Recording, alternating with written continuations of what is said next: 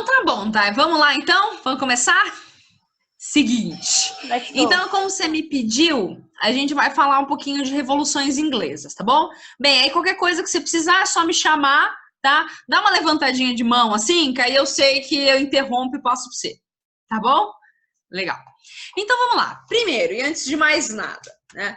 O que a gente chama de revoluções inglesas e por que elas estão no plural? Né? A gente chama de revoluções inglesas um conjunto de duas revoluções, na verdade, que foram a Revolução Puritana, que aconteceu entre 642 e 649, e a Revolução Gloriosa, tá? Que não passa de um ano, tanto que a gente coloca aqui 688, 689. Entendi. Mas todo o processo é só por ser uma virada de ano mesmo, tá? Não dá nem 12 meses. Então, quando a gente fala revoluções inglesas, de maneira geral, a gente está se remetendo a essas duas revoluções, tá? Por que a gente pensa essas duas revoluções em conjunto? E, inclusive, por que a gente as estuda, né? Porque, afinal, a história da Inglaterra, o que isso está fazendo no meu currículo? Além de encher o meu saco, né? O que isso está fazendo no currículo é o seguinte: ao longo dessas duas revoluções, vão surgir coisas que vão dar a base da Revolução Industrial. Ah, entendi. Aí esse treco é importante. Por isso que a gente estuda, tá? Porque todo o processo da Inglaterra, durante esse século XVII enlouquecido aqui, vai ajudar a nos entender por que a primeira Revolução Industrial aconteceu somente na Inglaterra. E por que lá, e não em outros lugares. Tudo bem? Beleza? Tudo bem. À medida que a gente for conversando, tudo o que for base para a Revolução Industrial, eu coloquei com 2 asteriscos. Beleza. Tá bom? Pra gente já ir analisando isso junto e no final a gente fecha. Tá bom. Tá bom? Beleza. Antes de mais nada, Thay, você conseguiria me dizer a diferença entre Inglaterra, Reino Unido e Grã-Bretanha? Vixe! A diferença... Difícil, não é? A diferença difícil, entre eles... É estranho, porque não parece tudo a mesma coisa? Então, parece mesmo. Então, parece tudo a mesma coisa. Então, primeira coisa, a gente tem que conversar sobre o território. Tá bom? Boa. Então, vamos lá. A Inglaterra, a gente chama Inglaterra de maneira geral nas aulas de história, não tem problema, tá? Só que para entender a Revolução Inglesa é legal ter noção de território, porque é aqui que tudo vai acontecer, tá bom? Então, o que a gente chama de Inglaterra, na verdade, é só esse pedacinho azul aqui, tá vendo? Tá? E Grã-Bretanha? Grã-Bretanha é essa ilha grande inteira. Nossa, entendi. Então, a Grã-Bretanha, ela inclui, a ilha da Grã-Bretanha, ela inclui 3 regiões. A Escócia, a Inglaterra e o País de Gales. Ó, como o País de Gales é pequititico, né? Sim. Tudo bem? Então, isso é a Grã-Bretanha. Grã-Bretanha é a ilha grande. Tá. Tudo bem? Tudo bem. E o Reino Unido é toda essa união política que vai ser a Ilha Grande inteira e a Irlanda do Norte. Tá. Tudo bem? Tudo bem. Beleza? Porque essa ilha aqui, que nessa parte... Tá, cadê meu mouse? Que nessa parte aqui tá em cinza, é a ilha da Irlanda, ok? Então, essa aqui é a ilha da Grã-Bretanha e essa aqui é a ilha da Irlanda. Certo? Entendi. Então é disso que tá saindo esse lance do Brexit? Brexit, isso. Isso, que é a Inglaterra que tá saindo do Reino Unido. Então, e a Inglaterra, olha só a situação. A Inglaterra, em nome do Reino Unido, é o Reino Unido que sai da União Europeia. É o Reino Unido que sai. Não é a Inglaterra. Tá? É o Reino Unido. Só que qual é o problema? Tem 2 problemas aqui. Primeiro, que dentro do Reino Unido, a Escócia, por exemplo, não quer sair. Loucura. A Inglaterra quis e saiu, efetivamente, levou todo mundo junto. Mas a Escócia não queria. E aí? Tá? Então, a gente vai ter um conflito político diplomático aí. Outro problema. Se a Irlanda do Norte faz parte do Reino Unido e o Reino Unido saiu da União Europeia, não vai começar a ter uma fronteira dura aqui? Sim, com certeza. Certo? E isso pode reavivar conflitos muito graves na Irlanda. Tudo bem? Entendi, tudo bem. Beleza? Então a Irlanda fica cindida. Tanto que é por isso que, por exemplo, quando você vê algum site de atualidades falando assim, Reino Unido está discutindo fronteira dura ou não na União Europeia. Se você lê isso em algum lugar, tenta ver se essa fronteira dura é na Irlanda, porque geralmente é. Nossa. Tá? Uhum. Tudo bem? Entendi, Beleza? tudo bem. Então beleza. a gente tá falando de uma fronteira dura aqui. Uhum. Tudo bem as diferenças? Tudo Beleza? bem, tudo bem. Perfeito. Além do território, a gente também tem que falar de organização política. Uhum. Porque a gente sabe que a Inglaterra ela é meio diferentona, né? A Com Inglaterra ela certeza. é meio diferente. Ela tem um negócio que chama parlamento, não tem? Uhum. O que é isso? Vamos lá. Na Inglaterra, no Reino Unido, digamos assim, né? Você tem uma monarquia com atuação do parlamento. Tudo bem? É importante lembrar que antes da Revolução Gloriosa, antes dessas revoluções, eu digo monarquia com atuação do parlamento, porque estão juntos. O parlamento não está acima ainda. Tudo bem? Tudo bem. Então, ainda está numa meio negociação, depende do rei e etc. Uhum. Mas por que isso é importante? Porque já tem o parlamento para barrar algumas coisas, tá? O que em outros países não existe. Você lembra da Magna Carta? Já ouviu falar dela? Eu já ouvi falar, mas eu não lembro o que era exatamente. A Magna Carta é um documento muito importante para entender o que é política inglesa, tá? Tanto que você vê aqui 1215, você fala, caramba, Isa, você errou, né? A gente tá falando do século 17, você tá me botando um negócio aqui do século 13? Na verdade, não. A Magna Carta, ela é muito importante para a gente entender a política inglesa. Por quê? No século 13, o rei, que era o João Sem Terra, ele foi obrigado a assinar a Magna Carta. O que a Magna Carta dizia? Que o rei tinha que se submeter a um conselho de barões. Tudo bem? A um conselho de nobres. Tá? E o que isso significava? Significava que o rei não podia aumentar impostos nem prender ninguém sem o conselho de barões aprovar. Fica claro isso? Tá? Tanto que quem teve que assinar a Magna Carta, que era um rei, digamos assim, bem pouco popular, era o João Sem Terra, né? E eu ia te perguntar uma coisa, você já ouviu falar de Robin Hood? Já! Quem será que o Robin Hood rouba? Os nobres? O João Sem Terra. O João Sem Terra seriam os nobres? Seria isso? O João Sem Terra é o rei, certo? Sim. Então vamos lá, vamos pensar. O Robin Hood, ele rouba o rei João, certo? Tanto que eu sou da época que tem um desenho do Robin Hood que eles são bichinhos, né? E aí eles cantam assim, ó. Abaixo o infame rei João. Ele não gosta do rei João. Rei João é um porcaria. Entendi. Por que ele não gosta do rei João? Porque o rei João adora subir impostos. Entendi. Sim. Tá? E se você parar para pensar, o Robin Hood, ele não gosta da Lady Merlin? Sim. Ela não é uma lady, ela é uma nobre, certo? Certo. O Robin Hood também é um nobre.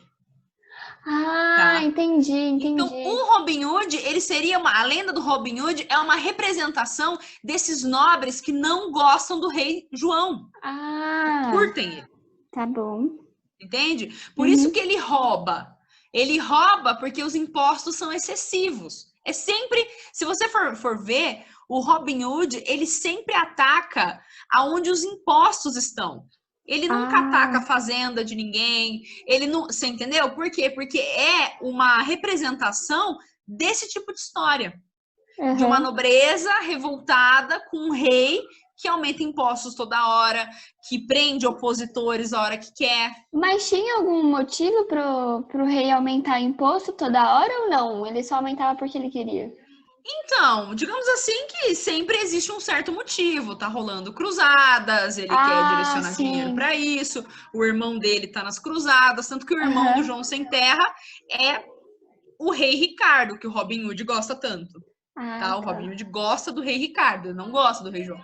Tá? Entendi. Só que assim, qual é o problema do rei João? E essa é uma questão importante. Para você governar, você tem que ter alguma aliança com outros grupos. Não adianta você achar que você é o lindo e você vai acontecer isoladamente, sabe? Ou digamos assim, as outras pessoas estão numa situação muito ruim e que você consegue submeter e pronto, ou você tem que negociar, você entendeu? E o João Sem Terra não é um cara que tem esse tato político, ele não tem essa situação. Dá para entender? Sim, tudo bem? Sim, tudo bem. O que nos interessa de tudo isso, na verdade, é saber que o rei foi obrigado a assinar a Magna Carta e, por causa disso, existia um conselho de barões na Inglaterra, né? Quando eu digo conselho de barões, pensa em nobres, tá? Conselho de nobres. Barões são nobres. E esse conselho de barões, na medida que os anos vão passando, vão acabar dando origem ao que a gente chama de parlamento. Beleza? Tudo bem? Tudo bem. Descobrimos a origem do parlamento. Dentro do parlamento tem uma divisão interna. Inclusive, essa divisão interna existe até hoje. Que é a diferença entre a Câmara dos Lordes, então um pedaço do parlamento é ocupado pela Câmara dos Lordes, e o outro pedaço pela Câmara dos Comuns, tá? Eu não preciso nem dizer quem tem dinheiro e quem não tem, né? Sim, meio óbvio. É isso. Então, a Câmara dos Lordes, como o próprio nome já aponta, é frequentada pela alta nobreza e pelo clero anglicano. Enquanto a Câmara dos Comuns, ela é frequentada pela burguesia, classe comerciante nesse momento, tá? E pela gentry. O que é gentry? Gentry é uma coisa estranha para nós, tá? Por que gentry é estranho para nós? Porque Portugal e Espanha não tem gentry, não existe isso, tá? Gentry é uma nobreza baixa. O que é nobreza baixa? É um nobre que ele tem uma fazenda pequena, ele não tem muita influência política, é um nobrinho, digamos assim, tá? Tem o nobrão e o nobrinho. A gentry é o nobrinho, digamos assim. Um nobre de segunda linha, tá? Se é que a gente pode colocar desse jeito, tá bom? Tá bom.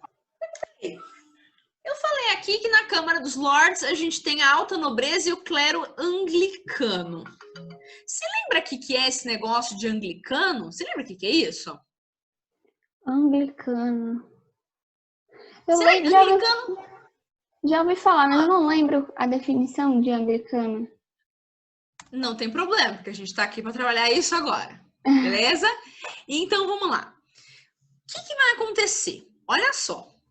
Além de ser dividido em diversos territórios, o Reino Unido, além de ter um parlamento com Câmara dos Lordes e Câmara dos Comuns, a Ilha da Grã-Bretanha e o Reino Unido como um todo é completamente povoado por religiões diferentes, das quais a gente vai destacar 3.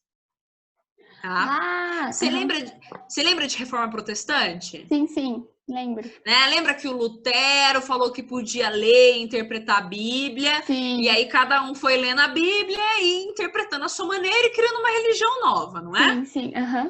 O Henrique VIII da Inglaterra, que era da dinastia Tudor, essa era a família dele, ele era um Tudor, né? Ele vai romper com a Igreja Católica, tá? Ele vai romper com o Papa e ele vai criar uma religião nova. Essa religião nova é o anglicanismo.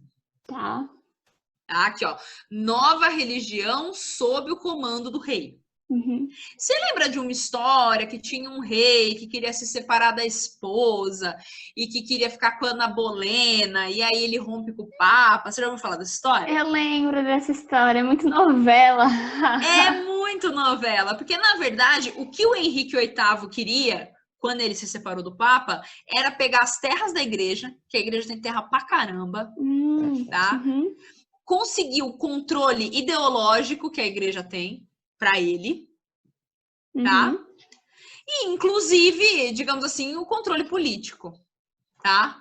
Então, ele quer concentrar. Tanto que o Henrique VIII, Tudor, ele é, às vezes, mencionado em questões de vestibular como um dos exemplos máximos de absolutismo. Tanto quanto o Luís XIV, por exemplo. Sim, porque ele não é o chefe máximo do Estado e da igreja. Ah, entendi. Ah, faz Então, sentido. ele é o supremo, mano. Uhum. Ninguém pode com ele. Fica claro? Então, o Henrique Sim. VIII, ele é considerado um mega absolutista por causa disso, até. Tudo bem? Tá. Legal. O que vai acontecer? Ele precisa implantar uma religião nova, então o Henrique VIII vai começar a perseguir todo mundo que não é anglicano. E vamos combinar que tem muita gente que não era. Por quê? Tinha muita gente católica, certo? E tinha muita gente calvinista. Você lembra o que era calvinismo? Não, calvinismo não lembro. Vamos lá. O calvinismo é uma religião nova, também, que surge nessas reformas, né? E ela é fundada pelo João Calvino, certo? Essa religião vai dizer que ganhar dinheiro não é pecado e que enriquecer é sinal de salvação. Isso. Lembrei disso. Tá? Bem creepy. Então, se ganhar dinheiro não é pecado e enriquecer é sinal de salvação, quem vai querer ter essa religião? Essa religião vai interessar para quem? Para ninguém? Como assim? Para ninguém? Quem que é dono de banco? Quem que faz comércio? O pessoal da... Qual o nome? Os plebeus? A burguesia. Da burguesia, certo? Sim, porque a gente tem que lembrar uma coisa. Como essa nossa aula não é de reforma protestante, eu não tô conseguindo detalhar muito isso com você. Não, claro. Mas a gente tem que lembrar que a Igreja Católica considerava emprestar dinheiro a juros pecado. Bem loucura isso, né? Isso. Tudo bem? Beleza? Tudo bem. E a burguesia fica muito brava, porque ela fala, pô, a igreja tira dinheiro de todo mundo e quando chega na hora de eu tirar a minha parte, eu não posso. Não pode, é verdade. Tudo bem? Então, Tudo bem. a burguesia vai ser calvinista, tá? Só que os calvinistas têm um pulo do gato aqui, que eu queria até mostrar para você na última linha do slide, tá? Os calvinistas, eles mudam de nome de acordo com a região que eles habitam, tudo bem? Então, isso pode gerar um problema, mas é tudo a mesma coisa, tá? Então, vamos lá. Calvinista, na Inglaterra, é chamado de puritano. Puritano. Tá? Na Escócia, é chamado de presbiteriano. Você já ouviu falar de presbiteriano em algum lugar? Já presbitério, alguma coisa de igreja também, né? Ué, o Pedro da Piva estudava onde? Aonde? Não estava no Mackenzie? No Mackenzie, verdade! Na Universidade Presbiteriana Mackenzie? Isso mesmo! Loucura! Isso! A faculdade... Entendeu? Entendi. Tá? Por quê? Tudo bem, o pessoal que fundou o Mackenzie era dos Estados Unidos, mas eram pessoas que vieram da Escócia Loucura. E eram presbiterianas, foram para os Estados Unidos e dos Estados Unidos foram para o Brasil. Nossa, muito da hora. Tudo bem? Beleza? Beleza. Então tá bom. Então vamos lá. A gente tem 3 religiões, beleza? Tudo bem. Temos calvinistas, que a gente pode chamar de puritanos na Inglaterra ou presbiterianos na Escócia, né? Calvinistas basicamente são a burguesia e a gentry. Tudo bem? Então, basicamente, se a gente for parar para pensar, aqui, ó. Cadê? A nossa Câmara dos Comuns é uma Câmara calvinista, né? Justo, sim. Não é? Porque se a gente tem a gentry e a burguesia e os dois são calvinistas ou puritanos, eu vou chamar de puritano para facilitar, tá? Porque a gente está falando mais de Inglaterra. Mas então, quer dizer, a Câmara dos Comuns é uma Câmara puritana, tá? Agora vamos ver a outra religião que a gente tem. Anglicanos, alta nobreza, até porque acompanha o rei, tudo bem? Católicos, a gente tem a alta nobreza também, porque a gente tem que pensar que a corte, as pessoas que estavam lá, elas eram católicas até o rei meter o louco, né? Sim. Então, católico, alta nobreza. Irlandeses, na Irlanda, o catolicismo continuou muito forte. E na Escócia, o catolicismo continuou muito forte também. Tudo bem? Tudo bem. Beleza? Percebendo que tem católicos na Escócia e também calvinistas na Escócia, que são os presbiterianos. Tá? Então tem tudo quanto é lugar. Voltando para o parlamento aqui. Olha só. Se a gente pode chamar a Câmara dos Comuns de uma Câmara dos Puritanos, A Câmara dos Lordes, basicamente, é uma Câmara ou anglicana ou católica, certo? Certo. Então, dá para perceber que o catolicismo e o anglicanismo tá se tornando uma coisa mais de elite? Uhum. Enquanto o puritanismo, a religião puritana, tá mais próxima às camadas mais populares, Justo. tá? Sim. Legal. O que vai acontecer? A gente tem mais um antecedente para conversar.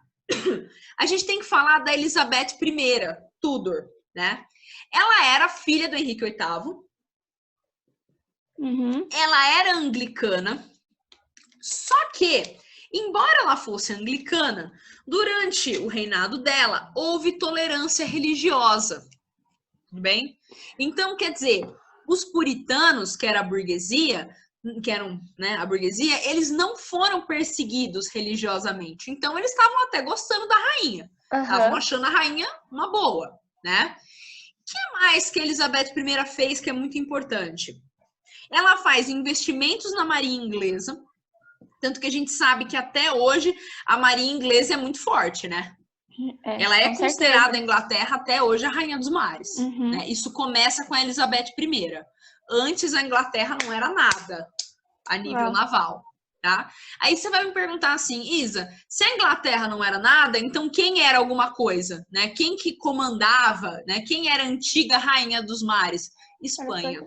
Era Espanha? Ah, é verdade. Verdade. Tudo bem? Beleza? Tudo bem. Então, sim. O que vai acontecer? A Elizabeth começa a aumentar a sua tropa, ela vence a armada espanhola, vai ter uma guerra, tá? A armada espanhola vai ser humilhada, e o que é mais humilhante ainda é o seguinte, você sabe que nome o rei da Espanha tinha dado para a armada dele? Não, qual? Não lembro. Invencível Armada. Ai, meu Deus. Tá? Então não chama nada de invencível antes de você vencer. Sim, porque com dá certeza. Ruim. Você passa vergonha, ó, passou 500 anos e a gente ainda tá rindo da cara dele. Beleza? Então, tem que tomar cuidado. Sim, realmente. Tem que tomar cuidado. Tudo bem? Então vamos pensar. Se a Marinha tá ganhando força, se a Inglaterra tá ganhando os mares, por consequência, as relações comerciais estão aumentando. Tudo bem? Tudo bem. Se as relações comerciais estão aumentando, a burguesia começa a gostar. Tá? Então a gente tem uma situação assim, burguesia enriquece. Se a burguesia enriquece, ela ama a pessoa que ajudou ela a enriquecer, certo? Justo. Então a gente tá numa situação assim, burguesia, coraçãozinho, Elizabeth, tá? Amam, adoram, né? E só para retomar um pouquinho essa questão de rainha dos mares, né, que a Inglaterra vai se tornar, se a gente olhar essa imagem da rainha que eu coloquei aqui, tá vendo esse globo que ela tá na mão aqui? Sim. Ele tem uma alusão direta a isso, né? Porque você está navegando pelos mares, né? Então tem tudo a ver. Nossa, que loucura! Também. É bem interessante. Tá? Porque você segura esse globo, assim. E ainda tem até a cruz, né? Isso é uma cruz. A cruz, com certeza, porque os anglicanos usam a cruz. Isso Sim. Eles continuam usando. Tá? Então, justamente, então é uma rainha anglicana que está expandindo. Beleza? Sim. Tudo bem? Tudo bem. Só que a Elizabeth fez uma outra coisa que vai ser importante também, que são os cercamentos de terra ou enclosure, tá? Perceba que esse cercamento de terra está com 2 asteriscos, né? Então, base para a Revolução Industrial, tá? O que é isso? O que é esse cercamento de terras ou enclosure? É o seguinte, existiam na Inglaterra, na Europa inteira, mas vamos focar na Inglaterra, tá? Existiam na Inglaterra algumas coisas que chamavam terras comunais, tá? O que eram essas terras comunais? Eram tipo uns bosques, tá? Que o próprio nome diz, é comunal, certo? Certo. Comunal é porque é comum. Então, quer dizer, eram bosques, eram lugares que você podia ir lá, pegar a lenha que você quisesse, pegar o animal que você quisesse para comer, plantar o que você precisasse, você entende? Então, era uma terra que o rei disponibilizava para uso comum. Tá Fica bom. claro isso? Tá? É que para nós que vivemos na cidade, isso não faz o menor sentido, tá? Mas nessa época é muito importante, porque existiam as terras dos nobres e existiam as terras comunais. Sim. Então, às vezes, se você é um camponês de uma terra muito pequena ou tem só aquele quintalzinho, você ia na terra comunal para pegar lenha, para caçar um animal. Você entende? Você precisava ir lá, naquele bosque. Porque se você fosse no bosque do nobre, você ia ser condenado à morte. Você não pode caçar em território de nobre. Nossa. Você não pode tirar nada de território de nobre, nem uma arvrinha. Fica claro isso? Sim. Então, a terra comunal, basicamente, é a terra que o camponês usa para sobreviver. Ele precisa muito dessa terra. O que a rainha Elizabeth fez? Né? Ela cercou essas terras, por isso que a gente chama de cercamento, tá? Ela cercou, então você não podia mais entrar, tá? E ela cercou, cortou as árvores que tinha lá e começou a criar ovelhas. Loucura. Tá? Tudo bem? Tendo como objetivo obter lã e etc, né? Só que vamos pensar. Se os camponeses que dependiam dessa terra, você já tá vindo a ideia, né? Tá surgindo, né? Isso. Então, se eles dependiam dessa terra, não podem mais usar, eles vão ter que abandonar o campo, não é? Sim. Porque não vão ficar pobres. Então, a gente vai ter um êxodo rural. Esses camponeses começam a ir para cidades e começam a se tornar massa pobre na cidade. Fica claro? Fica claro. É massa pobre que vai futuramente aí procurar trabalho. Tá? Então, mas eu detalho isso no final. Tá. Ok? Tudo bem? Tá. Tudo bem. Isso é bem importante, porque assim, o cercamento de terras foi questão da FUVEST do ano, deixa eu raciocinar, do ano retrasado, tá? Foi questão da FUVEST. Por que a FUVEST gosta do cercamento de terras? Porque o cercamento de terras é um antecedente da Revolução Industrial, só que é um antecedente que tem tudo a ver com o campo. E usualmente a gente relaciona a Revolução Industrial com cidades. Sim. Ok? Então, quer dizer, o cercamento de terras é um antecedente da Revolução Industrial que tem a ver com o campo. É por isso que a FUVEST gosta disso. Tá? Porque é uma contraposição. Tá. Outra coisa interessante que pode aparecer é uma frase que se tornou famosa na época, que era e na Inglaterra as ovelhas passaram a comer homens, né?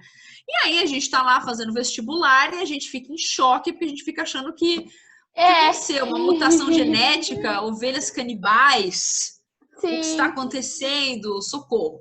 Não, vamos pensar um pouco. As ovelhas não estão vivendo em terras que davam sustento aos homens? Justo, sim. Então, indiretamente, as ovelhas não estão matando os homens? Que estão morrendo de fome por causa do cercamento? Por causa do cercamento. Ah, entendi. Então, por isso que poeticamente se diz que as ovelhas passaram a comer os homens. Você entende? Porque a ovelha, ela vai se tornar um predador do homem. Porque ela vai disputar por espaço com ele. E, bem, a rainha prefere as ovelhas aos homens. Então, temos grandes problemas aqui. Tudo bem? Sim. Beleza? O que vai acontecer? A rainha Elizabeth, muito amada pela burguesia e não muito pelos camponeses, né? Falece e não deixa herdeiros, tá? Ela não se casou, ela não deixou herdeiros. E o próximo, na linha de sucessão, era um rei de outra dinastia, de outra família, certo? E essa dinastia se chamava Dinastia Stuart, tá? Esses reis da dinastia Stuart, eles eram da Escócia, tá? Lembra a Escócia que ficava lá mais ao norte? Sim, de lá, tá? O que vai acontecer? Depois da Elizabeth vai subir ao poder o Jaime I Stuart. Ele era anglicano, beleza? Assim como a rainha anterior. Só que diferente da Elizabeth, ele começa a perseguir os puritanos. Mas ele persegue por quê? Pelo fato de... Perseguição religiosa. De tá, ser outra religião. Eu quero que tá. todo mundo tenha a minha religião. Entendi. Esse é o ponto. Tá? Isso é interessante até, porque quando a gente fala de perseguição religiosa, não necessariamente, às vezes sim, tá? Mas não necessariamente tem um motivo econômico. Às vezes é um motivo religioso mesmo. A outra religião eu não quero, eu não acho que serve e eu quero só a minha. Beleza. Tudo bem? Entendi, tudo bem. Então, se ele persegue os puritanos, ele vai começar a arrumar problema com a burguesia, né? Justo, com certeza. A burguesia que gostava da Elizabeth vai começar a ficar por aqui com esse Jaime já. Tá? Lembrando que esses anos que eu coloquei aqui são os anos de reinado, tá? Por isso que são só 20 anos aqui. Ok, a burguesia já tá por aqui com esse Jaime, mas a coisa vai sendo tocada, vamos que vamos. E aí ele falece e entra o filho dele no poder, que é o Carlos I, tá? Aí o Carlos I vai fazer muita merda, né? Tamo entre nós, eu posso falar em bom português. Vai fazer muita coisa errada, tá? Por quê? Além de perseguir os puritanos, que vai deixar a burguesia por aqui, continuar perseguindo, ele aumenta impostos. Nossa, E fecha a Câmara dos Comuns. Mas por quê? Do nada, assim? Porque a Câmara dos Comuns não queria que ele aumentasse os impostos. Ah, tá. E a Câmara dos Comuns era contra a perseguição religiosa que ele fazia. Justo. Porque a Câmara dos Comuns era ocupada basicamente por qual religião? Pela religião puritana? Isso, puritana. Puritana. Ó, lembra aqui, ó, vamos voltar aqui só para você ver. A Câmara dos Comuns não é gentry e burguesia? Sim. Gentry e burguesia são que religião? Calvinista, né? Ah, puritanos, verdade. Puritanos, tá? Se a gente quiser colocar aqui, ó, Câmara dos Comuns, para você não esquecer mais, fica com você, é a Câmara dos Puritanos. Pô. Tudo bem? Tudo beleza? bem. Só para ficar mais fácil para você memorizar, tá? Então, vamos lá. O que vai acontecer? Perseguição religiosa, aumenta imposto e fecha a Câmara dos Comuns, os puritanos vão ficar enlouquecidos, não vão? Vão, bastante. Então, é hora de estourar a Revolução Puritana. E é por isso que ela tem esse nome. Tá. Dá para entender por que ela tem esse nome? Ah, por quê? Porque é a revolução da burguesia e da gentry que vão se juntar também com os camponeses. É a revolução dos pobres, dá para entender? Sim. Sim. Tá, os pobres, que assim, é o que eu vou te dizer. Assim, não é que todo mundo é super pobre, mas é, digamos assim, todo mundo que não é nobrezão, Sim, todo mundo que não tem QI, sabe aquela coisa, assim, os sem recomendação, os sem sangue nobre, tudo bem? Beleza? Por isso que eu tô chamando de pobre, mas não necessariamente porque tem burguesia que tem dinheiro, sim, tá? Então, só para entender. Tá. Mas esse seria meio que a revolução dos pés rapados, assim, sabe? Ah, você tem dinheiro, mas você não é nobre. Dane-se você. Tudo bem? Tudo bem. Por isso que é a Revolução Puritana, porque todas as pessoas que se revoltaram contra o rei eram puritanos. Então vamos pensar. Quem estava do lado do rei, né? Bem pouca gente, para falar a verdade. Quem estava do lado do rei, a gente vai chamar de realistas. E isso é muito importante, tá? Porque muitas vezes em história, esse termo é usado para falar de pessoas que são leais ao rei, tá? Não é realista, tipo, a gente fala assim, ai, tá, seja realista, a quarentena não vai acabar amanhã. Dá pra entender? Sim. Tá? Não é realista de realidade, é realista de rei. Tá. Tudo bem? Isso existe em muitos momentos da história, então fica de olho nessa palavra. Beleza. Tá? Legal. Se ela aparecer junto com o rei, você já sabe. Tá? Então, vamos lá. Realistas. Quem que apoiava o rei, afinal?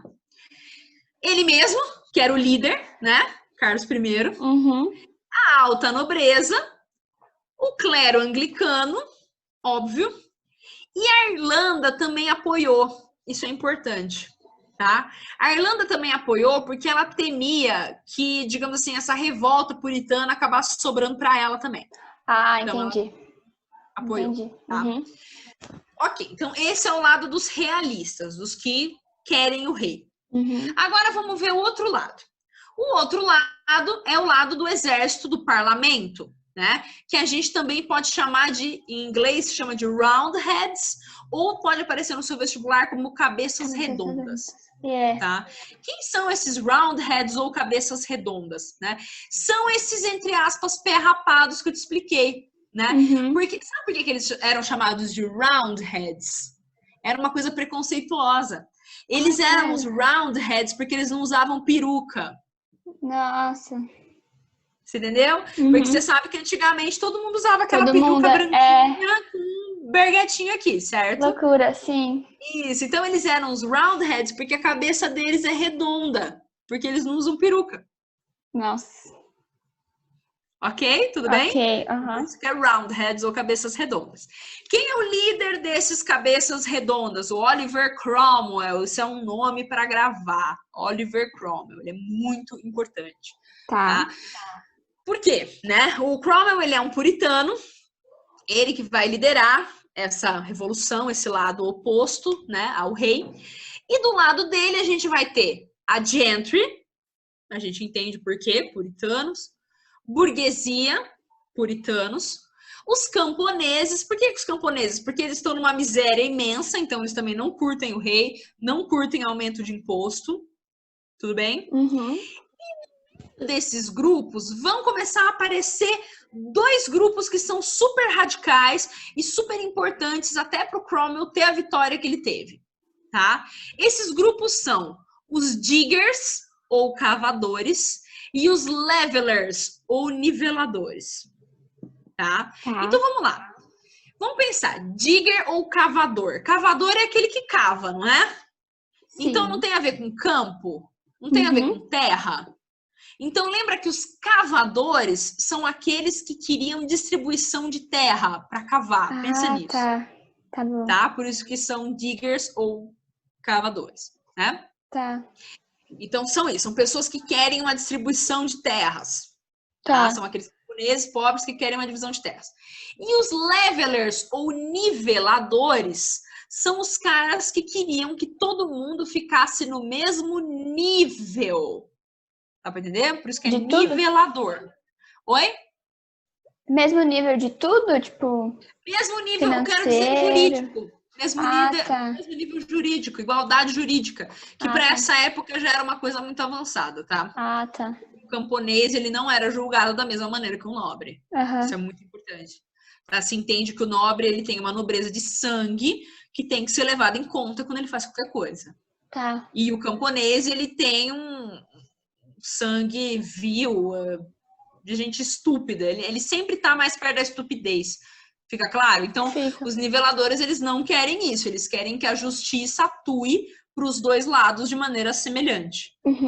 Tá? Por isso que é nivelador. Tá, então, eles querem igualdade jurídica e liberdade religiosa. Isso é muito importante. Tá? Então, o que vai acontecer? A Revolução Puritana, ela vai perdurar por 7 anos de guerra civil, né? Até que o rei, por estar com tão pouca gente, consegue segurar um pouco a barra, até porque a gente tem que lembrar que a nobreza é a classe que luta, né? Então o rei consegue segurar uns 7 anos, mas no fim das contas os realistas perdem, né? E aí a gente tem, em 1649, a execução do rei, que eu trouxe aí para você nesse quadro, que é super famoso. Tá? Esse quadro é bacana porque ele faz o movimento de um círculo, ó, que eu tô fazendo com o mouse aqui, tá vendo? Porque assim, se iniciaria aqui, o rei chega, certo?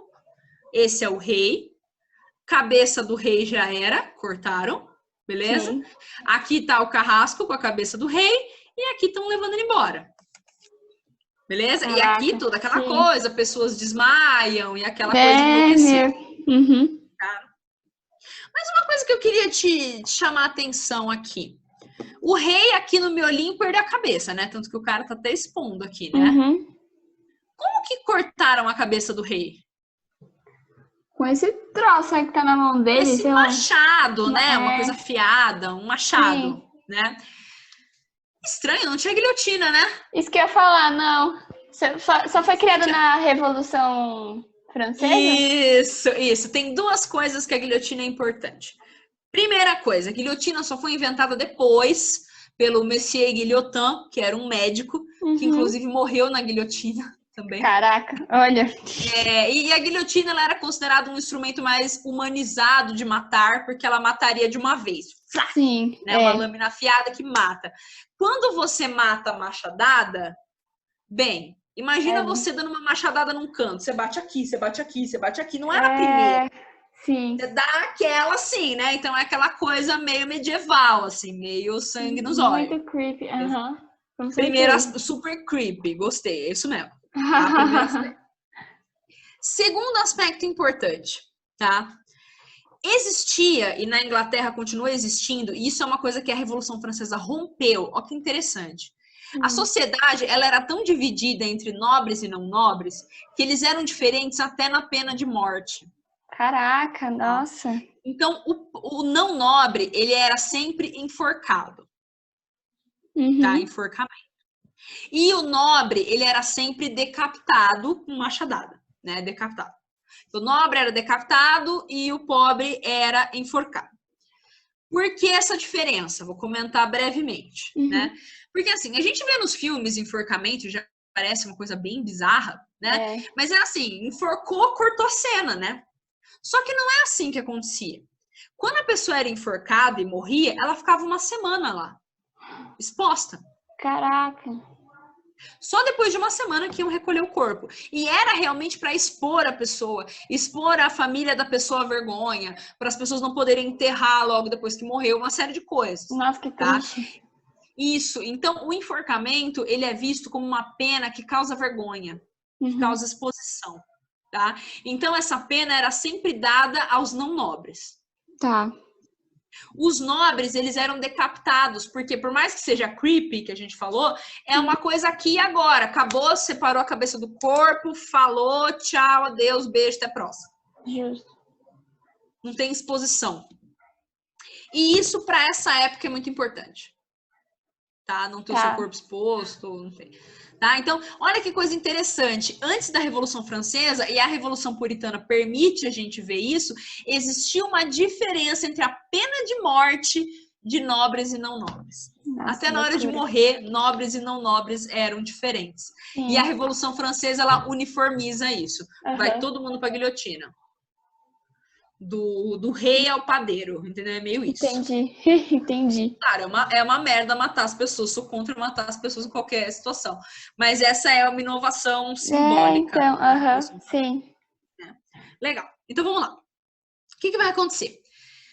Depois que o rei é executado, né, vai começar a República Puritana de Cromwell. Né? Por que eu tô chamando de República de Cromwell? Porque ele vai ser o único que vai comandar. Tá? Ele vai ser o único que vai comandar nesses 9 anos. E o que ele vai fazer? Então, quer dizer, República Puritana. Então, dá para perceber que tem uma inclinação religiosa aí, né? Sim. Não é qualquer religião que vai poder, tá? Isso é bem importante. É puritano o negócio, tá? Então, o que vai acontecer? Assim que o Oliver Cromwell sobe ao poder, ele vai fazer 2 coisas. Ele vai correr atrás dos seus inimigos, principalmente da Irlanda, tá? Ele vai mandar tropas para a Irlanda, ele vai reprimir a Irlanda fortemente, vai tirar terras dos irlandeses e dar para puritanos ingleses, beleza? E essas terras da Irlanda que ele vai dar são terras que ficavam na parte norte da ilha, tá? Isso não faz algum sentido com isso aqui? Sim, verdade, né? Loucura, verdade. Tá? Existiam antes algumas iniciativas de protestantes na Irlanda, porque a Irlanda é católica, lembra disso. Tá? Mas o Cromwell, ele vai ir fundo nisso. Ele vai reprimir a Irlanda, ele vai dar terras para puritanos na Irlanda. E esses puritanos na Irlanda, pouco a pouco, vão dando origem ao grupo que faz parte da Irlanda do Norte hoje. Entendi. Nossa. Legal. Vamos voltar ao nosso... Não digo querido, porque você vai ver que o Cromwell não é nem um pouco querido. Tá? Mas então vamos lá. O Cromwell, ele reprime os inimigos e ele também reprime os amigos. Tá? E isso é um problema. Sério? Sim. Por que vai acontecer? Vamos pensar. O Cromwell, ele é um comerciante e ele representa os interesses da burguesia. Tá? Isso é bem importante. Então vamos pensar. Será que o Cromwell está querendo levar em consideração, implementar as propostas dos diggers e dos levelers? Dos cavadores e niveladores? Calma. O que você acha? Será que o quê? Não ouvi essa pergunta direito. Será que o Cromwell... Não tem problema. Será que o Cromwell, ele estava interessado em levar em conta o que os cavadores e niveladores queriam? Eu acho que não, né? Eu acho que ele estava pensando mais nele próprio, né? Isso, e mesmo na burguesia, né? Então, sim. Tá? Isso é muito importante, tá? E isso às vezes é explorado. Por incrível que pareça, eu já vi mais isso em questão do simulado do objetivo do que da FUVEST, mas eu vou te falar porque é importante. Sim. Tá? Os simulados do objetivo adoram fazer isso. Acho que eles acham, você é muito erudito porque você sabe isso. É ridículo. É o seguinte, os cavadores e niveladores são dois setores radicais. Eles sabem o que eles querem, você entende? Sim. Então, o Cromwell, ele vai usar esse ódio que eles têm contra a monarquia para derrubar o rei Carlos. Tá? Só que uma vez que o rei foi derrubado, o Cromwell não precisa mais deles. Dá para entender? Sim. Eles não são mais necessários. Então, por isso que eu digo que o Cromwell também reprime antigos aliados, que são os cavadores e niveladores. Nossa. Eles entram para a história como o grupo que foi usado pelo Cromwell e depois jogado fora. Caraca, sim. Entende? Por quê? Porque o Cromwell, ele não queria fazer divisão de terras, porque isso ia gerar problema com propriedade privada. E ele não queria nem liberdade religiosa, nem igualdade jurídica. Você entende? Então, deixa esses caras, eles são meio loucos. Nossa. Fica claro? Sim, tá? Com certeza. Você já vai pensar, nossa, mas esse Cromwell é um baita de um fura-zóio, né? Quem que vai apoiar esse cara depois disso?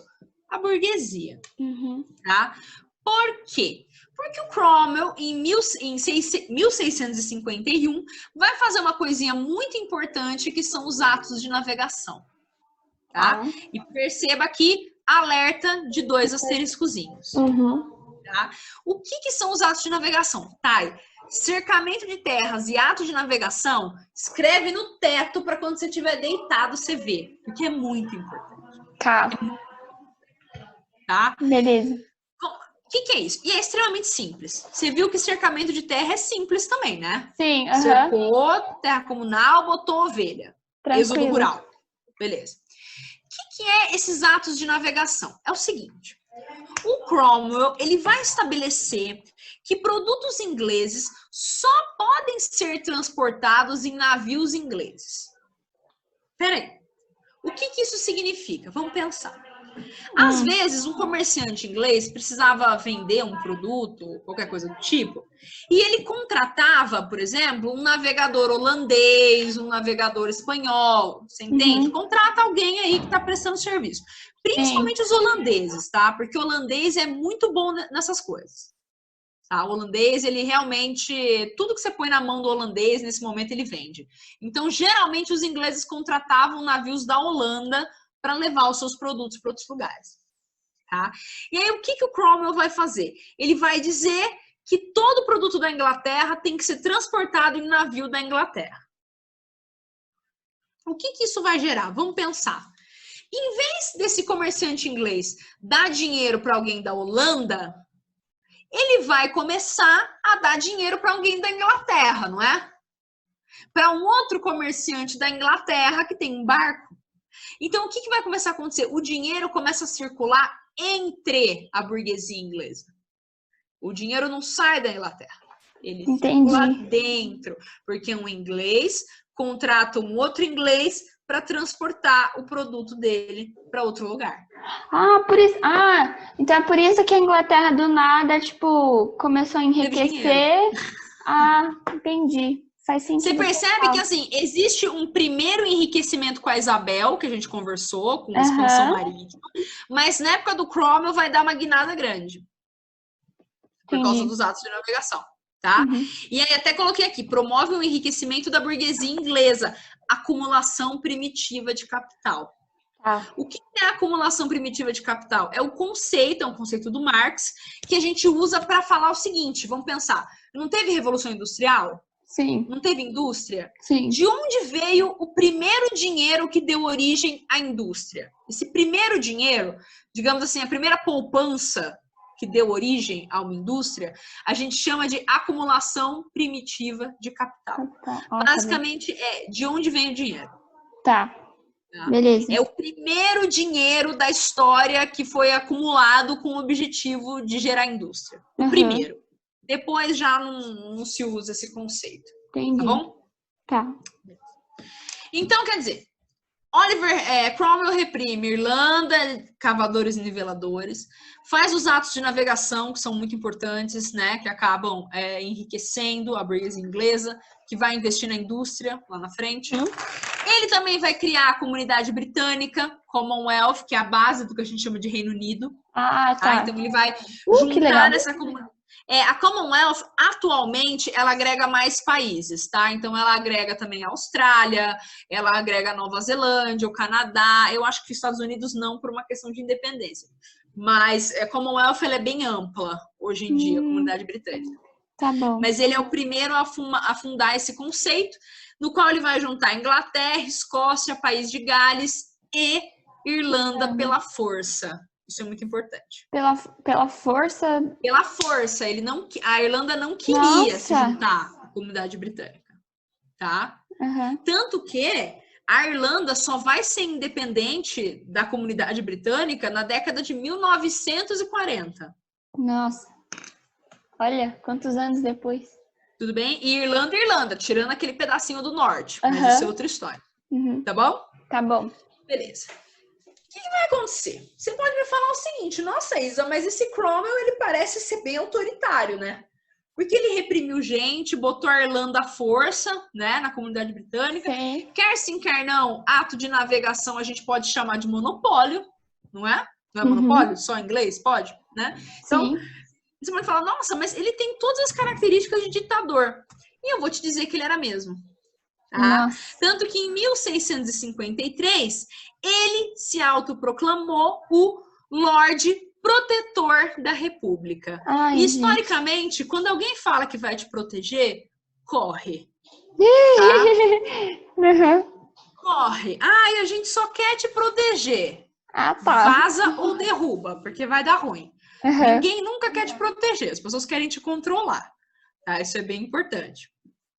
Então, o que vai acontecer?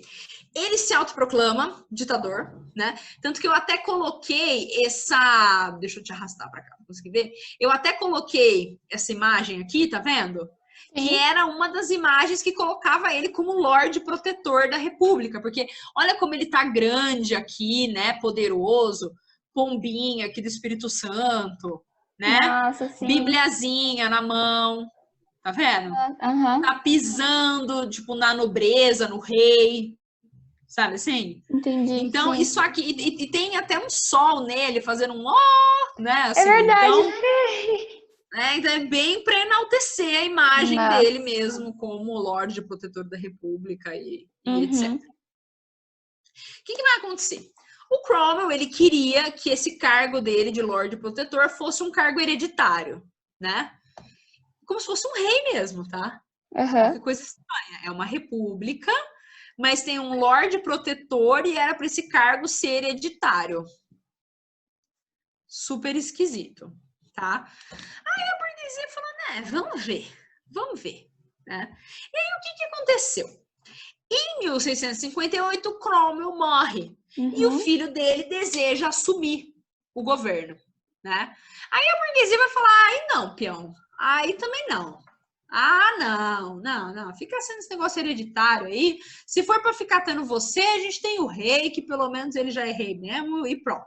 Justo. Fica claro? Sim. Então, quando Cromwell morre, a república acaba. Tá? Por isso que eu até chamei de República Puritana de Cromwell. É chamado dessa maneira. Porque, além do puritanismo ser a principal religião, o Cromwell é basicamente o único governante dessa república. Tá? O que vai acontecer? A burguesia vai fazer uma coisa que até hoje a gente não entende por que ela fez esse negócio. Eu não entendo logicamente por que ela fez esse negócio. Então, toda vez que algum inglês, alguém falar assim, porque a história do Brasil é zoada, a história da Inglaterra é linda, mostra isso aqui que eu vou te explicar, que eu quero ver quem que me explica racionalmente por que isso aconteceu. Olha só. Já que tiraram o filho do Cromwell do poder, Sabe quem que a burguesia e o parlamento convidou para assumir a cadeira de governante? O filho do Carlos que eles tinham acabado de matar. Nossa, o pessoal é muito mongo, cara. Tipo, não faz sentido. Não faz sentido. Então, a gente vai entrar num dos episódios mais da história da Inglaterra, que é a restauração Stuart. Eles voltam. Eles voltam, tá? Então, a restauração Stuart vai ser com Carlos II, que era filho do que tinha acabado de perder a cabeça ali, que eu te mostrei, e o Jaime II. Tá? Nossa, mas eles não ficaram com ódio que mataram o pai dele? Tipo, olha, ódio você até fica, mas quando te oferecem a coroa, o ódio dá aquela passada, né? Ah, é justo. Faz sentido. Tá? Uhum. Então, vamos lá, né? Sou o rei de direito, vou assumir, e etc. Uhum. Mas qual que é a questão aqui, que é bem importante? Uma coisa importante, Thay, que existe em várias matérias de história. Restauração a gente usa quando uma monarquia volta para o poder, tá? Ah, é? Tá. Então restauração aqui não tem sentido de, eu restauro obras de arte, sabe essas coisas? Uhum. Não é esse sentido, tá? É sentido de voltar a uma monarquia, isso que é restauração. Entendi. Que tem até a ver com o sentido de restaurar, porque você volta atrás numa política que existia antes, né? Sim. Nesse ponto, até que tem a ver. O que vai acontecer? Esses novos Stuarts que chegam ao poder, eles não são anglicanos, eles são católicos, só para você entender. Tá? Então, o Carlos II, por mais que o pai dele fosse anglicano, ele é católico. Tá? Ele foi criado com a mãe era uma católica, você não precisa queimar muito carbureto atrás disso, é só saber que eles são católicos. Tá? Só que qual vai ser o problema? Olha como a burguesia foi burra, né? Ela botou o Carlos II lá no poder católico e o Carlos II era aqui, ó, best friend da França. Best, tá? Tanto ele, Carlos II, que morre no trono, ele morre no poder, quanto o seu filho Jaime II, tá? E para piorar, o Jaime II era quase que amigo pessoal do Luís XIV. Nossa. Tá? E o Luís XIV é o principal rei do absolutismo. Né? Sim. Absolutismo, rei absoluto, direito divino dos reis. Sim. Direito divino dos reis. Vamos pensar uma coisa. Tem espaço para parlamento no absolutismo? Não. Não, né? Nunca. Então a burguesia tá um olhando para a cara do outro, falando assim, né? Vai dar merda pra gente, né? Cagamos, né? Legal, né? Então aí a burguesia resolveu se mexer, né? Porque o Jaime II era muito amigo do Luís XIV, era um perigo iminente de absolutismo na Inglaterra mesmo. Tá? Sim. O que vai acontecer? A Revolução Gloriosa. Tá? Só que qual que era o problema? Vamos pensar a situação que tá a burguesia. A burguesia fala, eu não aguento mais esses Stuarts no poder, eles são um saco e eles querem absolutismo. Só que eu, burguesia, não quero convocar outra guerra civil. Porque imagina, mais 7 anos de guerra civil, para no final surgir outro Cromwell, que vai virar ditador, e aí tem que esperar ele morrer, para vir o fim, perseguição religiosa e morte, o caralho, é a burguesia. Puta merda, de novo, meu. De novo, acabamos de sair dessa palhaçada. Voltar tudo de novo. É verdade. Quero. Então, o que vai acontecer? Por isso que a Revolução Gloriosa ela é chamada de Revolução Sem Sangue. Porque ela é um acordo político. Tá. Não teve batalhas. Tá bom. É uma revolução sem sangue, né? Não rolou batalha nenhuma. Tá? Então, o que vai acontecer?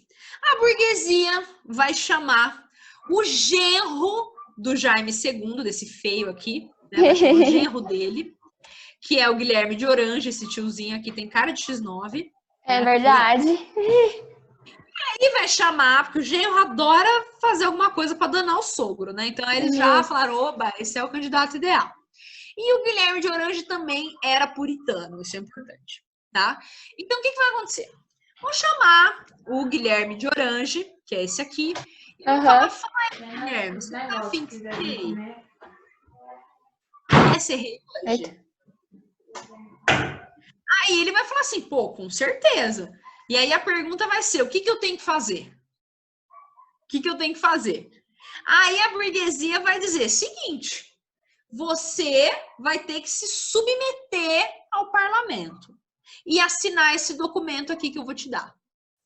Fica claro? Então essa vai ser uma mão lava a outra. A burguesia coloca o Guilherme de Orange no poder e, em troca, o Guilherme de Orange tem que assinar um documento que é um dos documentos mais importantes da história da Inglaterra, que é a Declaração de Direitos ou Bill of Rights. Tá? Tá. Entendi. Deu para entender essa jogada política? A burguesia coloca o Guilherme de Orange lá.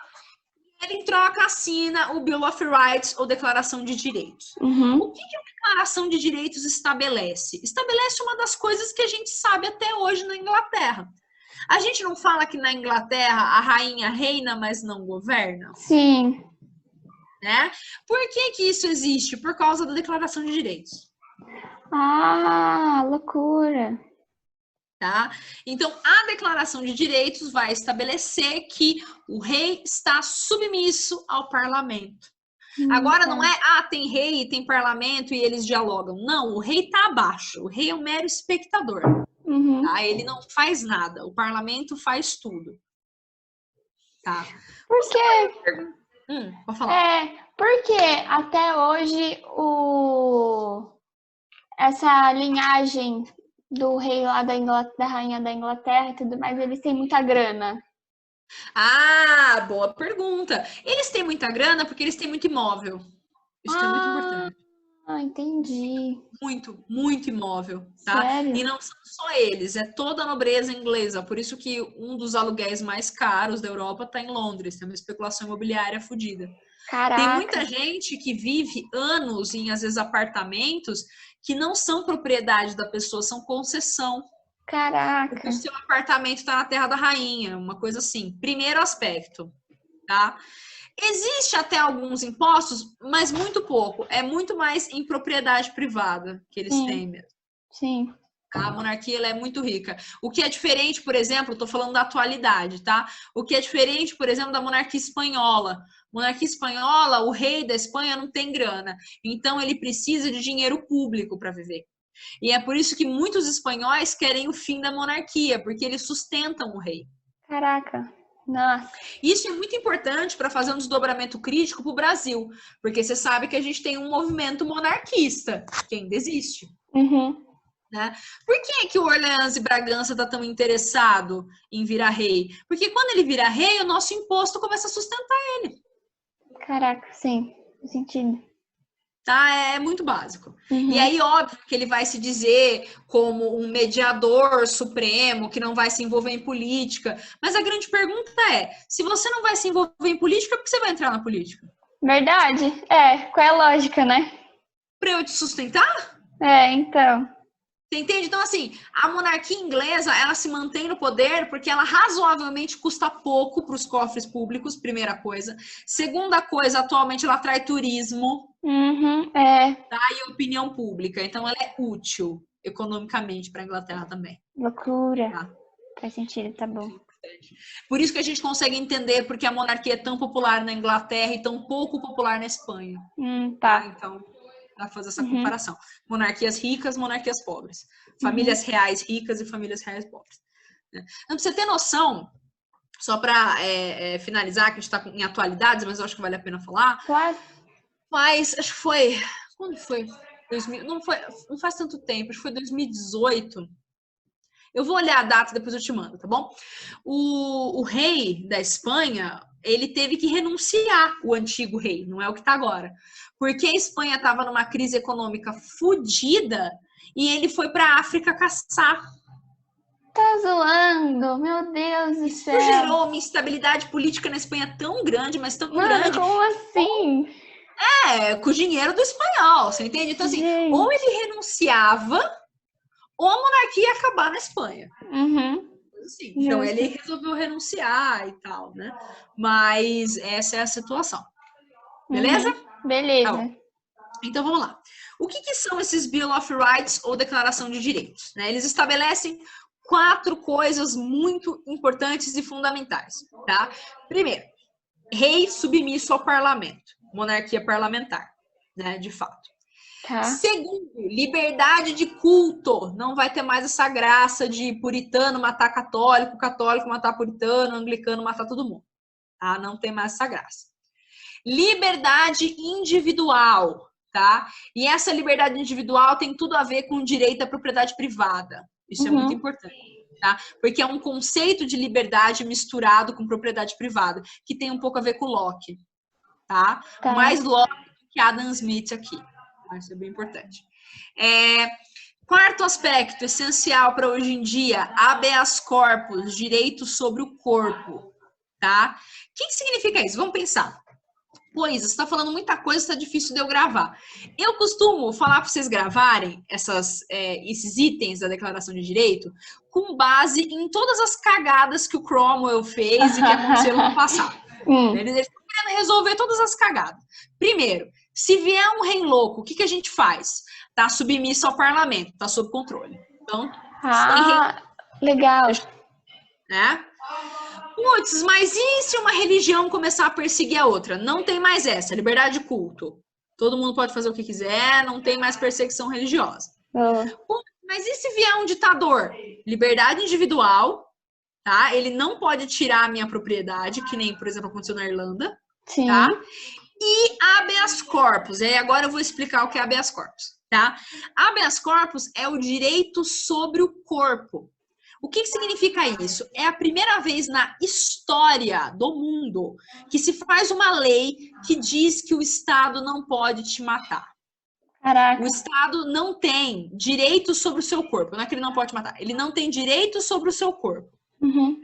Tá? Então, para você ser preso, ou até eventualmente condenado à morte, porque ainda existia pena de morte, você tem que ser julgado. Não pode ser a esmo. Vai morrer hoje. Fica claro? Sim. O Estado não tem direito sobre o seu corpo. Você tem direito sobre o seu corpo. Tá. Por que isso é importante? Porque todos os regimes ditatoriais, incluindo o Brasil no século XX, Estado Novo e ditadura militar, tiraram habeas corpus da Constituição. Loucura, tá? meu. Sim. Então, se você está num estado que o habeas corpus foi retirado da Constituição, corre, maluco. Vaza, emigra, porque você vai poder ser morto. Não tem problema. Entendi. Tudo bem? Tudo Beleza? bem. Então, resolveu os problemas do passado. Rei submisso ao parlamento, não tem mais rei louco. Liberdade religiosa, não vai ter mais perseguição. Liberdade individual, com propriedade privada, ninguém pode tirar a sua terra, o que você tem. E habeas corpus, o Estado não pode te matar. Tudo bem? Tudo bem. Tanto que, olha que interessante essa imagem que eu trouxe, né? New State of England, né? O novo estado da Inglaterra, com o Guilherme de Orange e a mulher dele. Tá? Então tem tudo uma produção gráfica que interpreta esse momento como uma nova Inglaterra que está surgindo. Um novo momento, assim.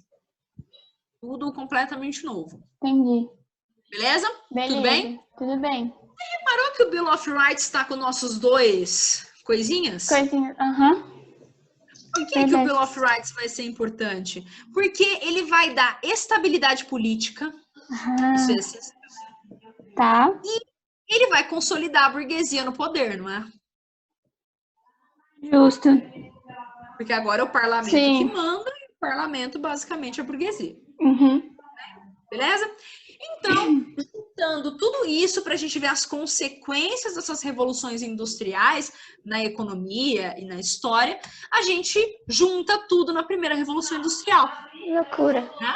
Sim. Condições prévias. Afinal, por que na Inglaterra? Isso é muito importante. A primeira revolução industrial aconteceu só na Inglaterra. A segunda já foi em vários países. Né? No século XIX foi na França, na Inglaterra de novo, na Itália, na Alemanha, nos Estados Unidos, até no Japão teve a segunda.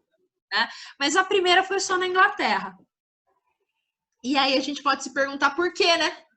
Por que a Inglaterra? O que será que aconteceu? Né? E aí a gente tem tudo que nós conversamos hoje. Sim. O cercamento de terras, ao cercar as terras comuns e dedicar a criação de ovelhas, vai promover o êxodo rural, vai formar uma massa pobre e vai dar origem ao proletariado. O que é o proletariado? É o trabalhador da indústria. Tudo bem? Aquele que só tem a prole, por isso que chama proletariado. Tá?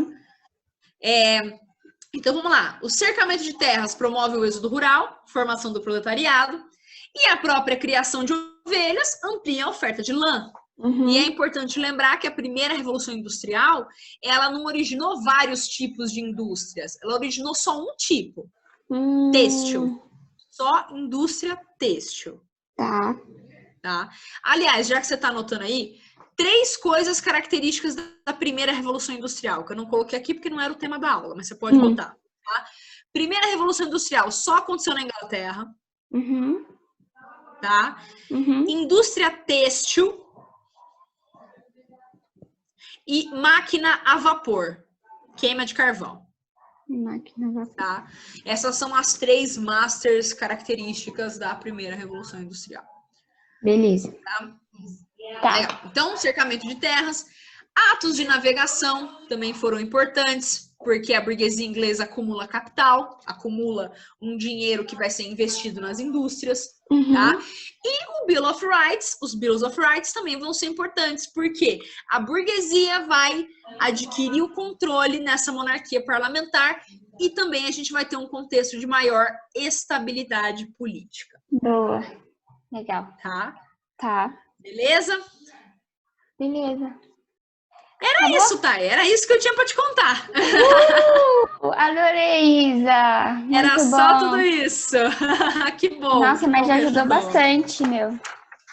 Então, Thay, faz os exercícios, tá bom? Aí qualquer dúvida você fala comigo. Pode deixar, com certeza. Tenta ver se você pega a FUVEST do ano, sem ser essa última anterior, que caiu isso. Beleza. Tem uma de cercamentos, aí você tenta fazer.